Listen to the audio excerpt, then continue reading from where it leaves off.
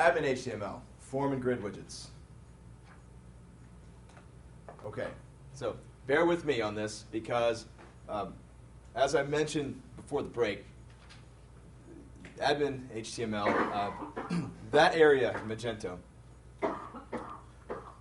with the design, there's lots of extra. There are lots of extra options. I'll put it that way.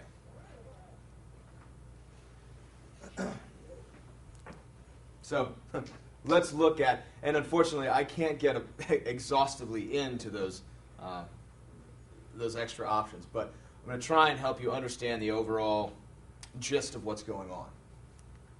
So basically in the Adminhtml area, we have this Adminhtml block widget class, okay? So if we want to leverage these Magento classes and conventions, it's actually a fairly simple thing to configure once you understand. So the big thing to get in your mind is that the admin pages are all just containers, and then containers for containers, and containers for containers. And we're dealing with, in a similar way as with the front end with blocks, well, we have these containers that contain each other. And in order to use this system, we have to define a block group variable, and we'll look at these other items here in just a moment. But basically, what happens is, through simple configuration, we can actually create all of the classes we need without having to specify them. I mean, obviously we have to create them in our code, but the system will go ahead and try and instantiate them and use them. So, how does that happen? Well, just like with other blocks, the admin, the blocks have prepare layout. So, prepare layout, though, does some interesting things. So, prepare layout will set a child. So, this would set a child block, grid, and then it uses name grid, and then here we use, let's see, create block, this block group. Oh, so this is where our block group variable. So this is our create block call, right? So then we'll use whatever string we've specified for our block group, and then append this controller. I'll explain this controller in a moment. Underscore grid. Mm-hmm. So if you've ever had to walk down the path of Adminhtml views, if you started your module kind of based on a Magento module, and then all of a sudden you were throwing these can't instantiate this class errors, well, this was why, because this was the structure that was being expected. So by virtue of specifying these two variables, well, we have to define this, we would have to make this block class. So I'll show you what this looks like in a second. Again, something a little more difficult to understand while I'm talking about it, much more understandable once I'm showing you. So in here we're also calling set save parameters and session true. I'll explain that in a moment as well. So again, we have this basic concept of containers containing blocks. Well, at the outmost we have Adminhtml block widget form container. So this one wraps around the form class. So that form class will be an extension of Adminhtml block widget form, because that's the class in Magento that handles forms. So this is sort of our meta class, if you will, for all of the elements of our form. And then ultimately down here we have variant data form, and this, using variant data form, gives us access to all sorts of different form controls. And this is the structure. This is on the final exam. So, just like several of our other UML diagrams, you'll see, well, one of the nice things to note is all of this springs forth from variant object. But what we have are all sorts of different elements. So we have the form itself, the block widget form, and the container.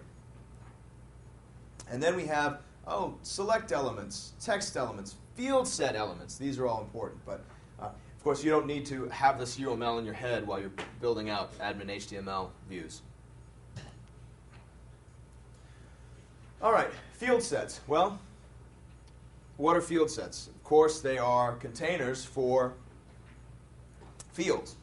So, what would I like to discuss in here? So, get children HTML, sorted elements. So, what we have to do is we have to define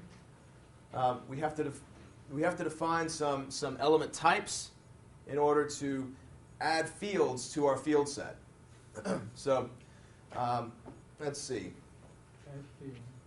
A couple of things to point out here. So, for a field set, there's a very handy thing. I don't know if you ever need to render something after, render some HTML or JavaScript in your admin. You can actually use set the after element HTML property, and that will be rendered outside of the field set container. So basically what we have here, just like within any HTML form, you have field sets, and that field set would contain fields. So we add fields to a field set. So what kind of fields can we add? What kind of elements do we have? Well, we have a lot of them. And if you would like to find them, you would look under lib variant data form element. And then, of course, you'd be more than welcome to create your own if you need it. So, add field. What does that call look like? Well, we would need to pass in some ID to use, and then pass in, let's see, we'll pass in a type. This will specify, this will be actually used to instantiate one of these classes. And then, let's see, we'll look at config and after as we go through the code.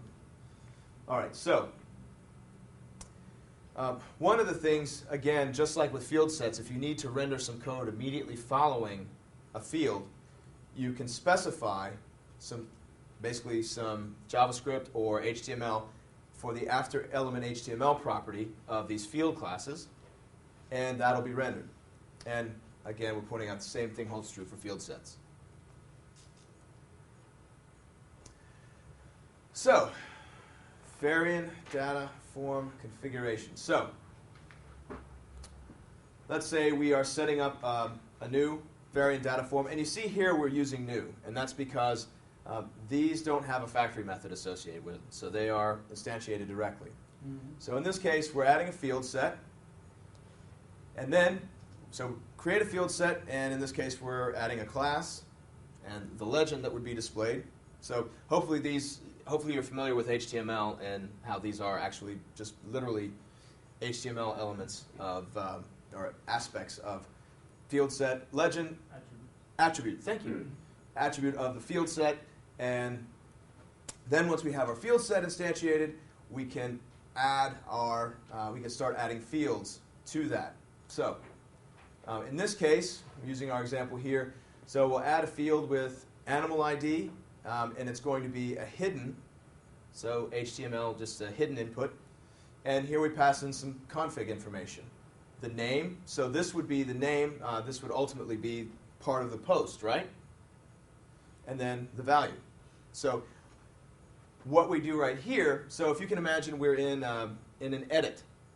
So the same screen that we would use to create a new something, we would also use to edit that something. That's a pretty common paradigm in MVC. And if the way we would populate that field, the way we would populate the values in that field would be to get an instance of a model. So if, for example, we have a model, so we could either test for the presence of the model, but better to test for the model and whether or not it has an ID. Because if it has an ID, then this is obviously coming from a database, and we'll need to assign the correct value to the name. I'm sorry, yes. The correct, basically set up the correct association for the post data. And down here we're adding another field called name, the name of which will be name. And for the label and title, we're using our translate to get to translate the string. However, now we no longer have to we no longer have to use the mage class to do this. We can actually, the helper is available in the scope if we're using ours, and we can just simply specify this.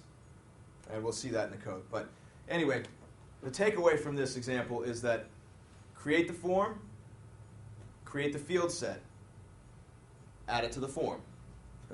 And then to the field set, we add fields. And this is simply the syntax. For our edit object, so we have to do some setup. We'll say object ID, animal ID, okay, block group and controller. This controller is unfortunately named. It's not necessarily the controller that we're on. That's probably, I think, the last thing I have to apologize for. Just simply consider these two string parameters that you have to define, and based on what you have here, that will affect what class is instantiated. Let's see, so in our form, we'll call this prepare form and pass our, establish our model that we'll then be able to use and call inside that form so that we can get data if we've posted a parameter with some sort of entity ID. We can instantiate that model, and from that model, get our values that will pass into the fields, or get our values that will pass into the fields. Okay, so creating a form. All right, you'll need two actions to edit. Let's see, and then you have one for saving your form. So you have to post that data somewhere, of course, and then you have to have the action to view the form. And then we have the layouts. So these also use the layout update. However, if we follow Magento's design and we want our forms to look and act like Magento forms, the layout for these are very simple. We simply declare one block and then we're done. Magento will instantiate the rest. So, and we can see that here. So for some action, Adminhtml animal list. All right, we're referencing, so we're adding on to the content node like we've done before, and we specify the block type and name. And then once we've done this, we're good. Now, let's jump over to grids for a second. So if you're looking at some, for example, the manage product screen, well, that first view is a grid. And grids have a few components to them. The filters, those are the things at the top of the grid that you can use to filter your result set with which you're working. And that set save parameters and session call is actually how you would be able to go to the catalog area, set some filters, bounce maybe somewhere else to the admin, come back, and those filters are still there. And that's optional for you to call. Can you define the grid a little bit deeper than that? Yeah, well, I mean, a grid, let me show you a grid. That's right, you haven't had much experience administering this. Thank you. That's actually a very good point. So, this is a grid in Magento. So what I did here, it's just like anything else. So I'm on the admin catalog product controller, and this is obviously the index action, and this is a grid. So the elements that I have here are filters, and one of the behaviors in Magento, as I was just mentioning, is in this screen, if I set up some sort of filtering and hit search, and unfortunately, this submit is for this, and search is for this. This interface was clearly designed by programmers. Yes, You use reverse English notation? it's very, very functional. Not reverse. You keep saying it, but I know it's not.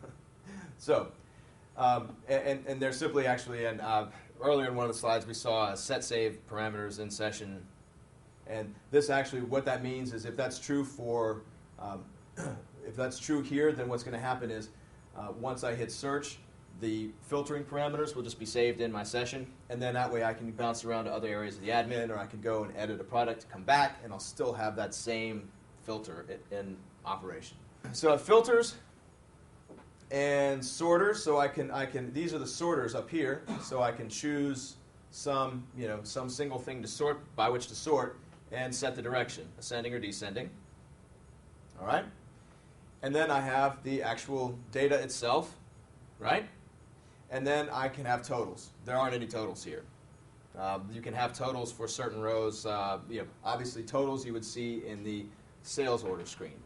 So I'll show you another example here. Let's see.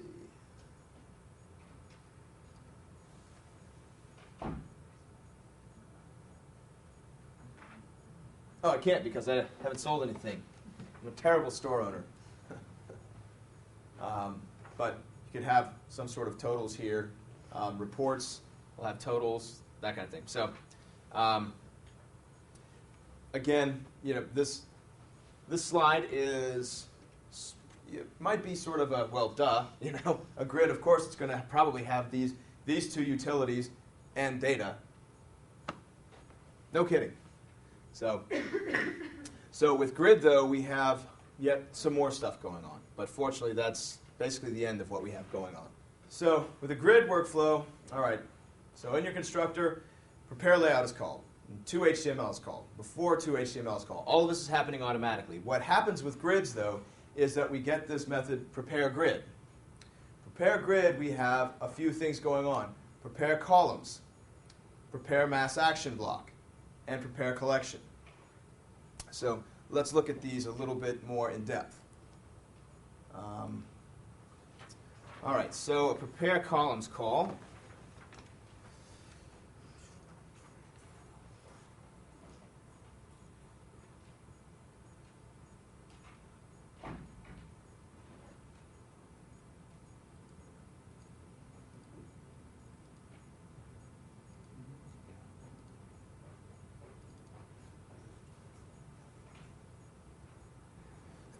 So, I mean, this is, I have to show you this in order for these things to make sense. So, this slide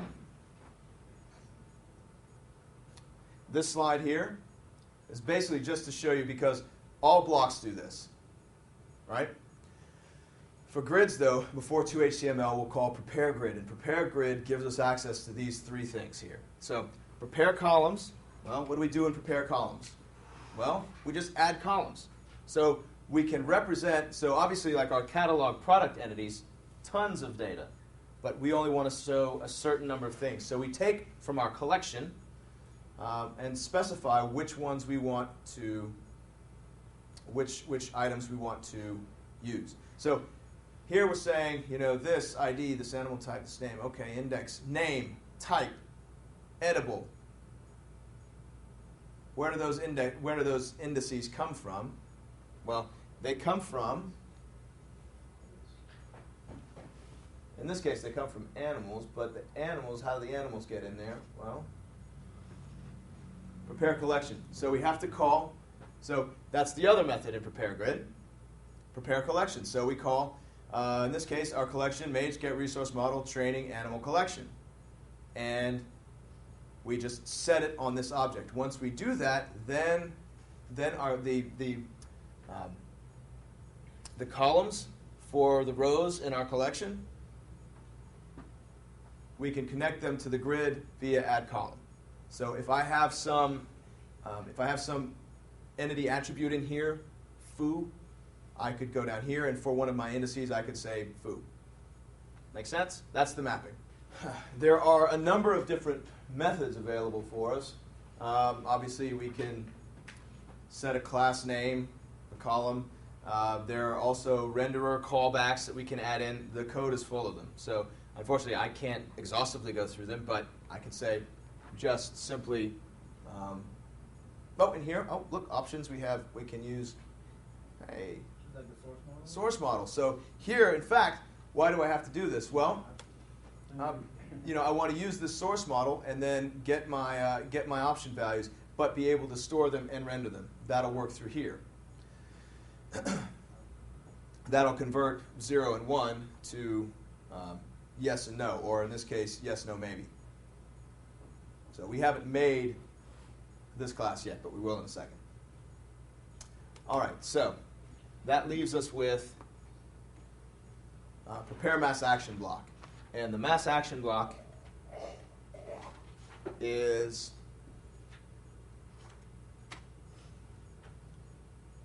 here. This thing up top. That's the mass action block.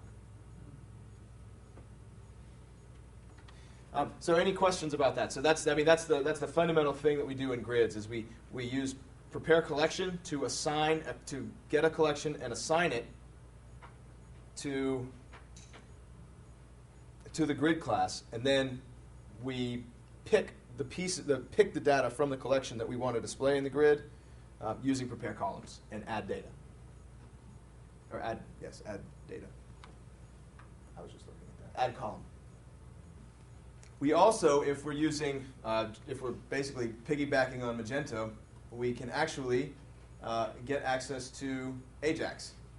So we can set use Ajax. So for here, we'd have to have another action just so that we could return, because what's going to happen is as we work with the grid, when we post, we don't want to get the entire content back. We only want just that block. So, and we'll look at that, what that looks like. So that would require another action, but it's easy. The key thing here is that in order to use Ajax for our grid, we just simply call set use Ajax. So make a new action, and in that new action, for the layout for our new action, just refer to our single block and not the entire content node that we've been specifying. We'll see what that looks like in a second. So, and here we go is an example of using prepare columns. So calling add column and specifying an array of options.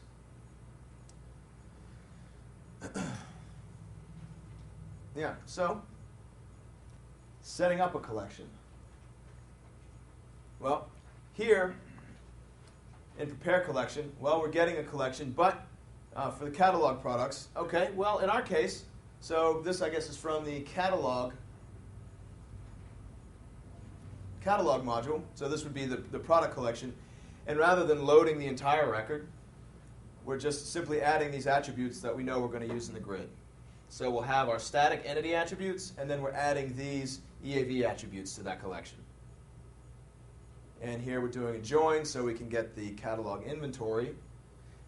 And this is maybe the one spot where it gets, it's a little odd, but this is because, most of the time you see joins in resource models.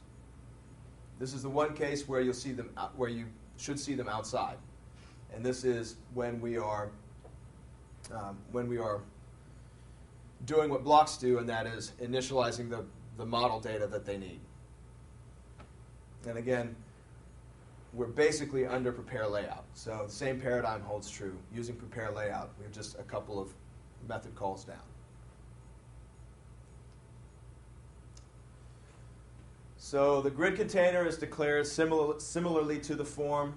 We specify a block group and a controller. There we go.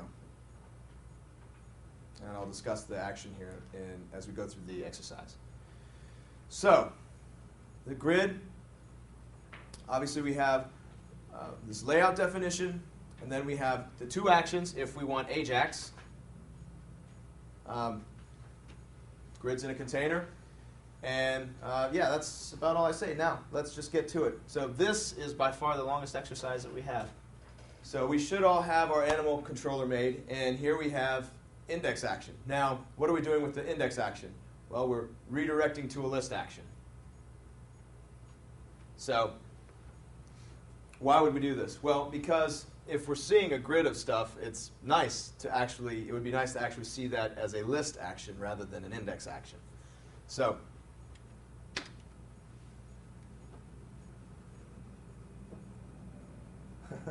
all right, so let us look at all of these things that we're doing here.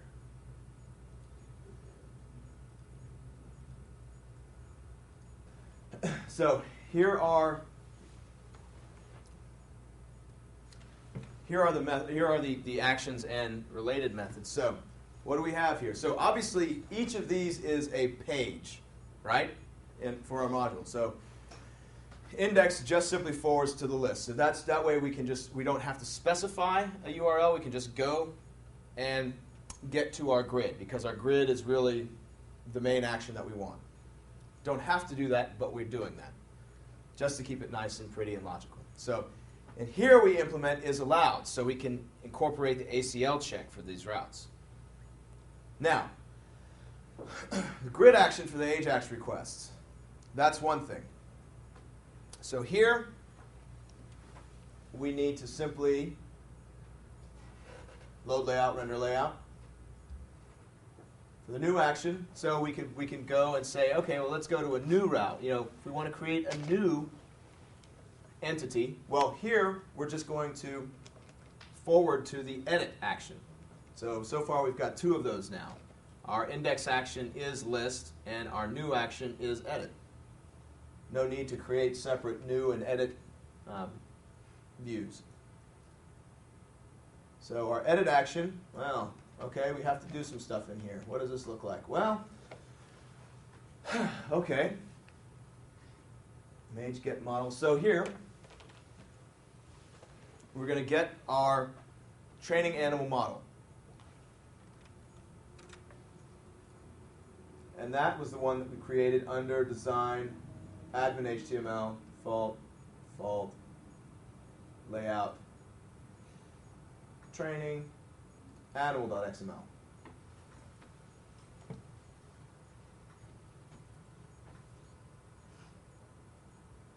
So app design, Adminhtml, default package, default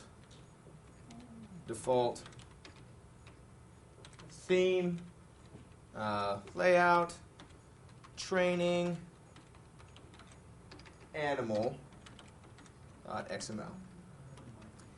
And why is it there? It's there because in my module configuration, that's what I specified.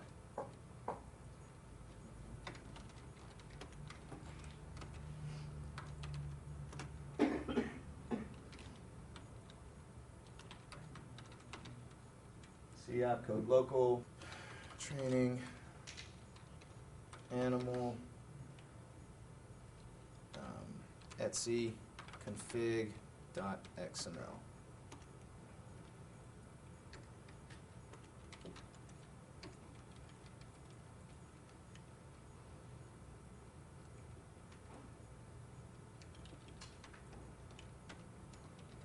Is there a way to copy the whole file?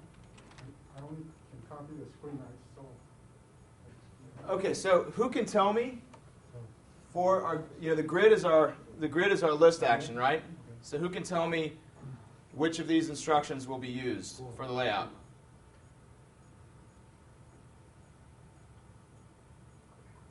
Yeah, Adminhtml animal list. This is going to be calling load layout without any parameter. So the only way any of these instructions would ever be used is if they match our router node, controller name, list, and action. So Adminhtml animal list.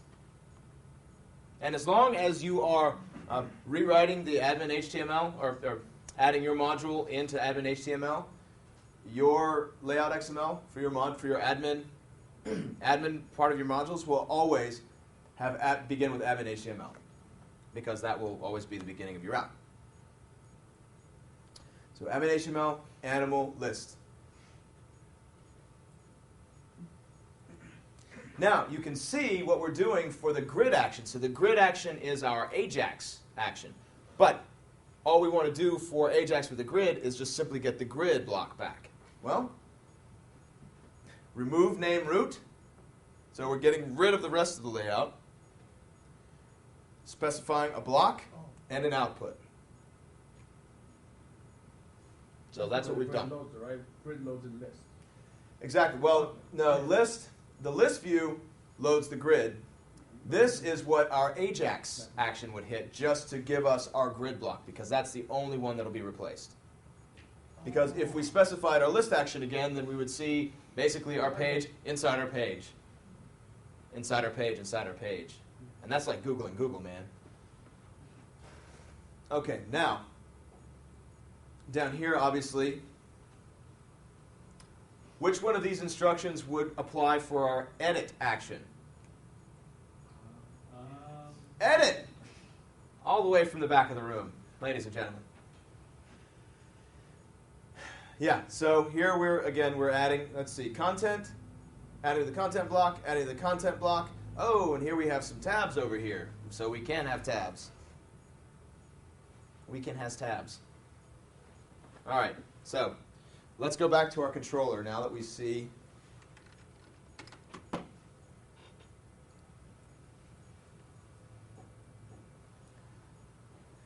All right, so here's our list action.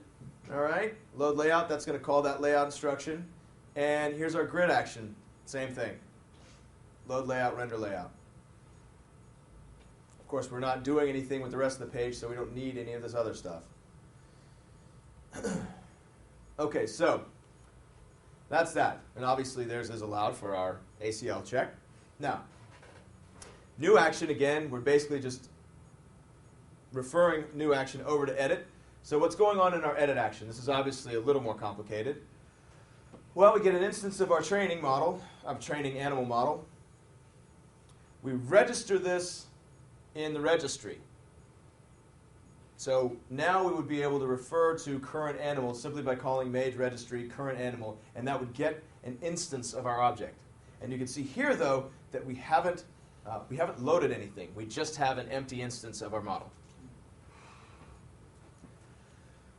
Now, in here, this is a similar. You would have, if you've built any kind of web application with administrative forms, you've done something like this. You have to get the request object and extract the ID, if there is one, from it. So this would be similar to going into, the post array or the get array and grabbing this ID parameter. If there is an ID parameter, well, then we'll try and load. And here we actually will throw an exception if there is an ID parameter because something happened. If we have an ID parameter but we don't get an ID when we try and load the model, then obviously something bad has happened and we need to inform them. But generally, that would only happen if somebody were putting that in directly. All right, so up at this point, we have registered our model, and we've loaded it if we have it. Now, in the case that we do have the model, well, let's go ahead and change the title on the page. We'll say, hey, we're editing whatever our model name is, okay? And whatever type of animal it is. If not, so basically the two things we're doing in this function, because edit is serving the dual role of edit and new, we basically at every step we need to make sure that we're handling both of those conditions. So over here, we're changing the page title to reflect that we're editing an existing model, or we say, hey, we're creating a new animal. And here we're changing the page title, or adding to that HTML title. Catalog animals and either new animal or edit, zebra. Or edit Ben the zebra. And here we're setting breadcrumbs, again, just because we're scared that one day Magento will implement them. Of course, set the active menu, catalog training. But again, the same features so the different areas here are model load, conditional stuff for, page view, and then load layout, render layout. And that, of course, we'll get the instructions from animal XML edit action and load these two blocks. So that is that. Also here in this controller, we have a save action and a delete action. So the thing is, we have to post our data somewhere from our form, We'll post to our save action. And you can imagine, just suffice it to say that in our save action, obviously we have to process this information. So in the event that we have an ID specified, so again, we grab an ID from the request object, well, then we go ahead and load the model. And here we simply call add data, because the assumption is that our form, the form fields, mimic whatever data would apply to our model anyway. So it'd be one spot where, you might one thing I might see as an improvement would be, based on the model prototype, the attributes available, if unless you specify otherwise, then that we would actually be able to build the form fields automatically based on our model prototype. That's just something that isn't implemented. But here we use this add data call to just take our array of data and from our post object, or our post array, and press it onto our model, call model save. So assuming this went well, it's in a try-catch block, we get the session and we're going to add a success message. So then the next page that rendered, this would be, oh, hey, that nice green box. It says, animal was successfully saved. So then we go ahead, reach up into the session, and set form data to false. And here's where we check the back parameter, which will be sent by our save and continue button, which will take us back to our edit form after the save. Now, this redirect, this is something you'll see in lots of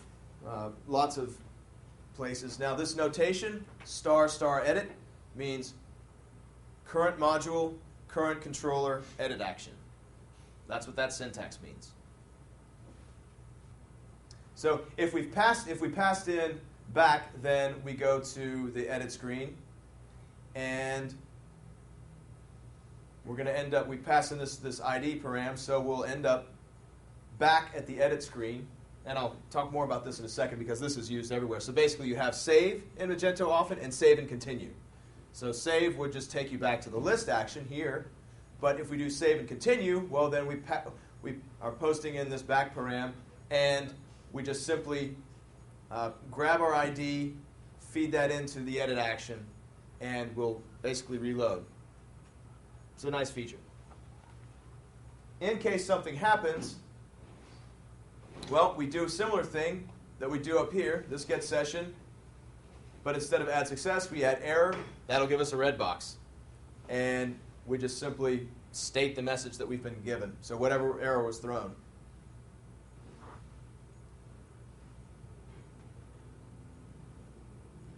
And in this case, well, if we still have the model, well, we'll go back to that edit screen. And if not, well, we'll just go back to the new screen. Well, in this case, we have the new action, yeah. So that would send us back to the edit screen, and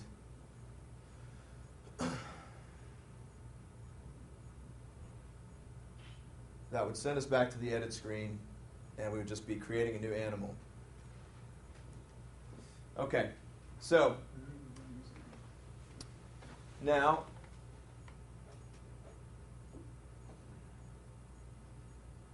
then the other condition that we handle, so this whole if statement, basically we're checking the post for some sort of data. Otherwise, somehow we've arrived at the save action without any data, and then that is its own kind of error. So get session, add error with no data found to save. So that would then forward us back to module and controller. So basically our controller's index action here in this case. All right, and then the last method that we need is the delete action. And this is our complete CRUD interface for our entity in the admin. Delete action, obviously, well, we'll expect to receive an ID of something to delete, else, hey, well, we can't do anything. And then in this case, we just simply load the name from the model, call model delete, like we saw in our models lesson, and add a success message. In this case, of course, we're saying, the animal name with this ID was successfully consumed, because we're ever so witty. And then redirect back to current module, current controller, index action. Okay? So I will go ahead and I'll tell you something here.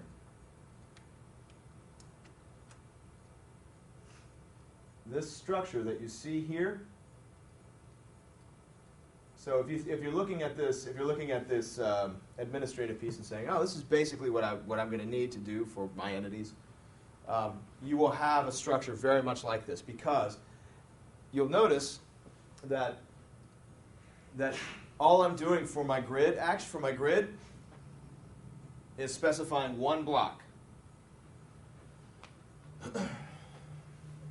And then I'm getting all sorts of content here. Now, for my edit, I have all these other blocks that I have to declare as well. Now, but here I'm only declaring 2 of them. But you see all those other blocks in the system. Well, the thing is, those are instantiated automatically. So let us look at what we have. So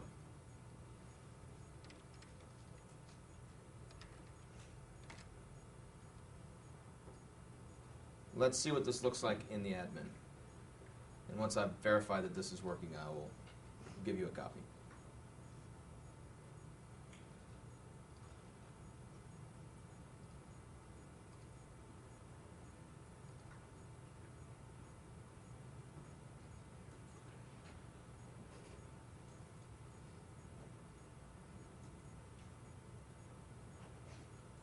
Oh, did I not copy?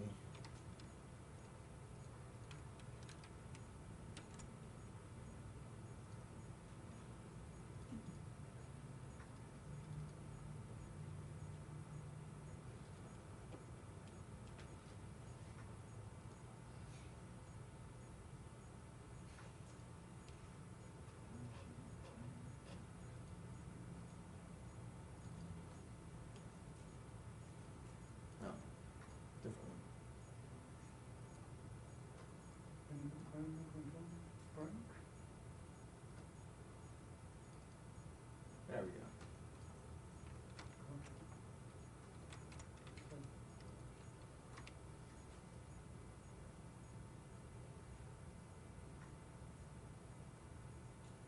Aha. Sweet. So this is my, you can see here if I go to my index action, I'm simply forwarded to my list action. Now, so let's look at our class and see everything we have here. Okay, so well, let me see. Catalog, manage animals. Let's see, list animals. And you see up here, animals, catalog, Magento.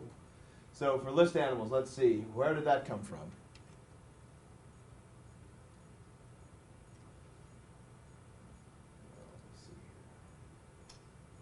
So I didn't actually specify for this view, I didn't specify my grid at all. Right? You see that? I just simply specified this other one. Now, what I had to do, though, was declare. So this is my training animal block Adminhtml animal. So this is the block that's being called in here in the list. Wow. Okay, so this is me setting up the grid. And to set up the grid, I define the block group and the controller. And actually, I can swap this out with this. This is now the correct way to do this, with this. Got this? This is our first step. And this first step will always extend from, will extend from mange admin.html block widget grid container. So again, we're just setting up the container for our grid block. And based on what we have for our training, for our block group and controller, that then in turn specifies what we're going to name our grid. So because what's happening is prepare layout's being called. So prepare layout will automatically set a child. So here, a child named Grid.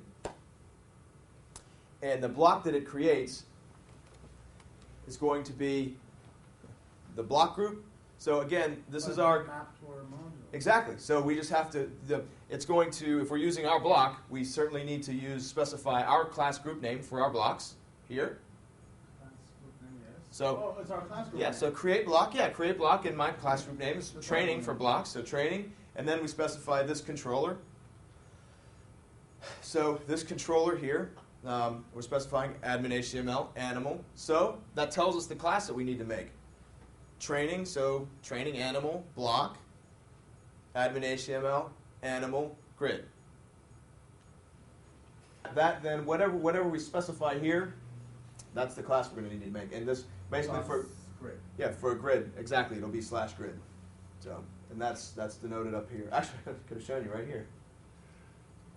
Mhm.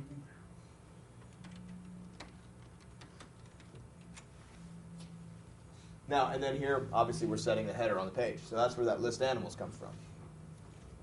So then, that means we need to create a grid class. And this one, obviously, is a little more involved. So let me provide you with this. Obviously, if you want custom options rendering, here, and our source model is very simple. It extends from the Boolean source model, and here we just, of course, redefine, redeclare get all options, and that way we can. In fact, I could do the same thing here. Call. Okay. This could replace all of these with this. That was just a copy-paste artifact. So what shall we see? Um, The label? Yeah, right now you should see this. No. What do we have going on here? So if I say add new, obviously I'm going to go to my new screen. And we opted to set up this tab over here. You could configure other tabs and have other other sections showing up here, if you so choose. But in our case, we just have this one general tab. So what should happen, of course, now where does this information come from? This is the edit form, right? But I'm still on this new route. So I'm not changing the URL, but I'm really at my edit action. So the connection here in the code is, let's see, now,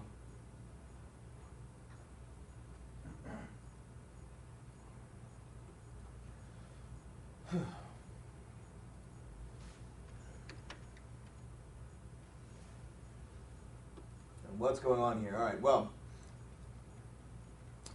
in our edit action, we extend from the form container. Now this obviously connects with the layout.xml.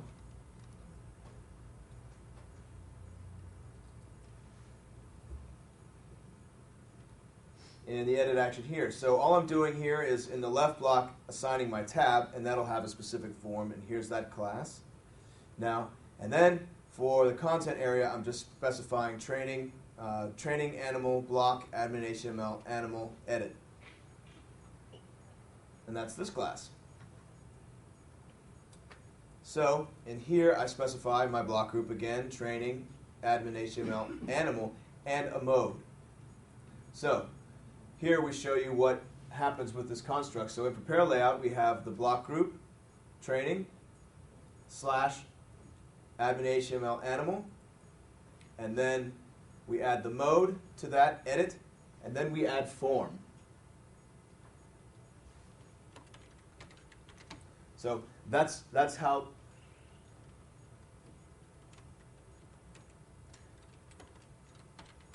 that gets. That's how we know what class we're going to have to create. So it'll be whatever. This will be our class group, and then this will be the path underneath our block folder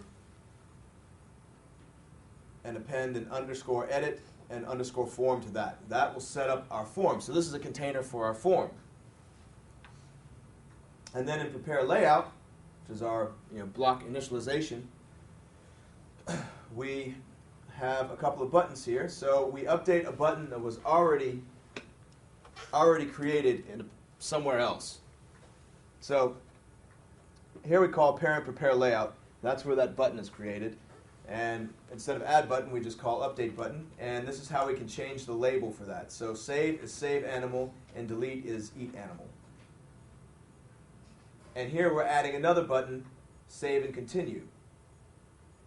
And we just simply, if you want to use save and continue in your module, you just simply specify on-click, save and continue edit. And here we add to the form scripts array. So here we're simply adding a back parameter. We're basically taking the action on the submit. So we're using prototype here, grabbing the action, and then we're appending back edit to it. So that would be basically, and internally that would become, for Magento, that would be part of the query string, essentially. So that would be read in as a variable at the end of the URL. And that was where, that was in our controller. All right, so in that save action, so of course, let's see, in our edit action, let's see, this is where that back param is passed in, and in here, in save, we check for the back param and pass back and redirect back to edit.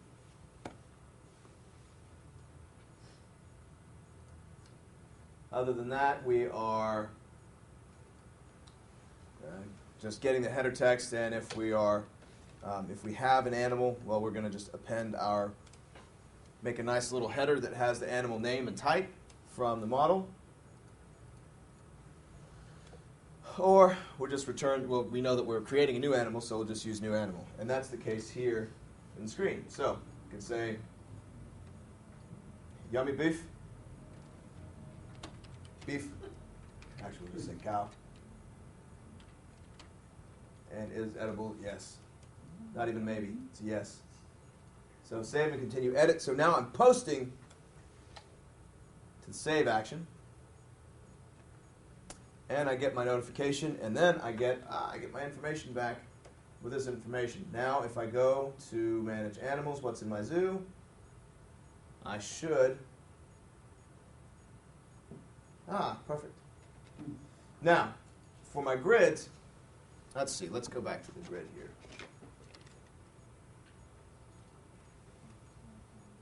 So there's obviously a lot going on in the grid.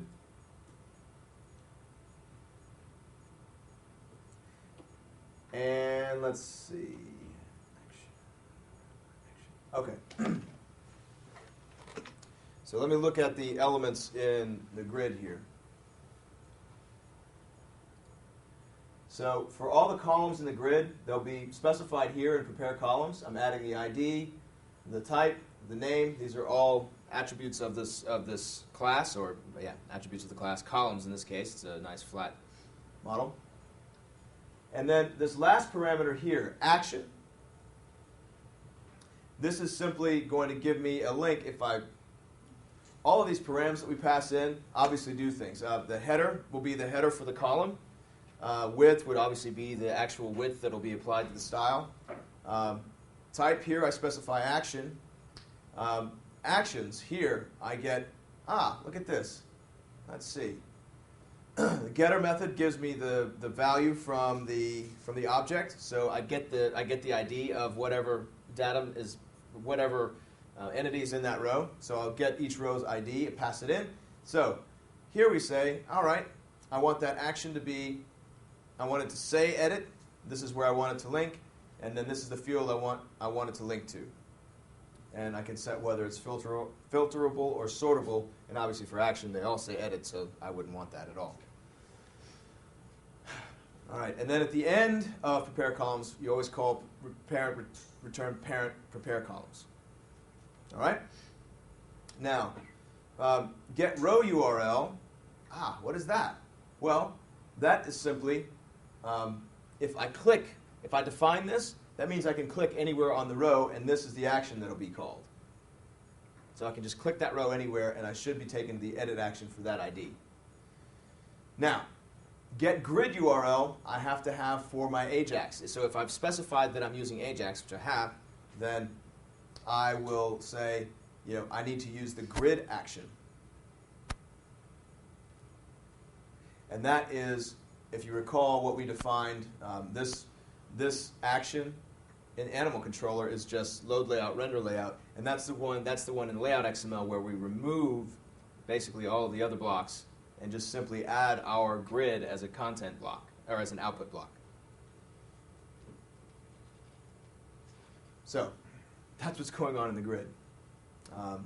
In the construct, here's where we set it up to use Ajax. Now, so to have Ajax in your grid is very easy because all we have to do with the construct for our grid is set use Ajax. Then we'll need to define get grid URL so that we know that's where we tell the Ajax where to post to get just that content. And so because we're posting to this action, then we have to go into Animal Controller and define the grid action. And for us, we're really using that XML that we've learned so much about. Load layout, render layout. Well, obviously, this is Adminhtml animal grid. So if we look at that here, again, that's where we remove all of the other blocks from the system. Well, we remove the main output block. So that and its children won't be instantiated. And then we just simply add our block as an output block.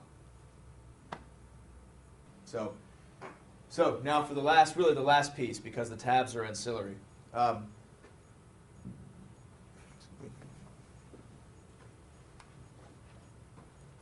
So for our form, so you recall in our edit block, which is our container for our form. So once we set the edit mode, then it's block group, controller, mode, and then append form. So then we would have an edit folder and a form.php file. This is where we set up the form. So we're calling prepare form, instantiate the form,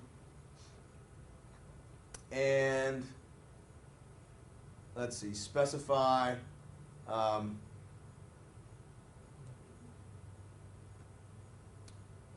ID for the form, the action to which we post, and our method. And if we specify multi-part form data all the time, then we would be able to post files as well.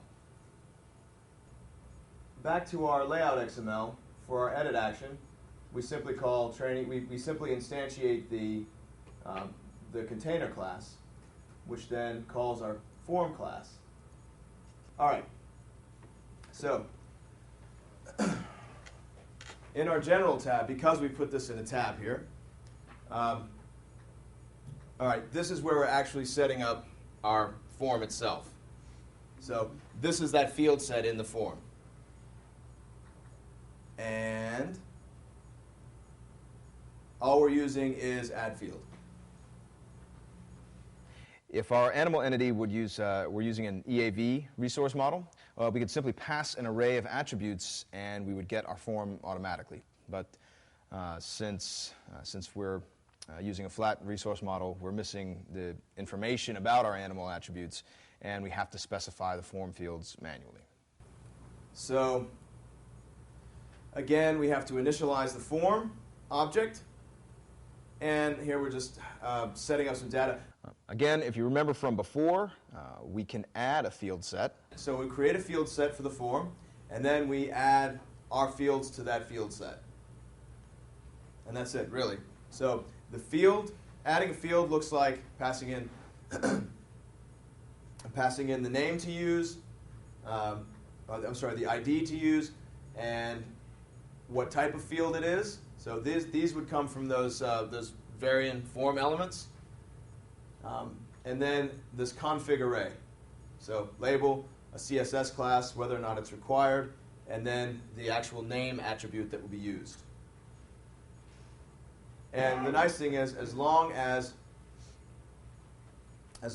these names match up here to what we get from our entity, well, we can call form at values, and then this getForm data basically will pass in the information from our entity. It's 100% crystal clear now, right?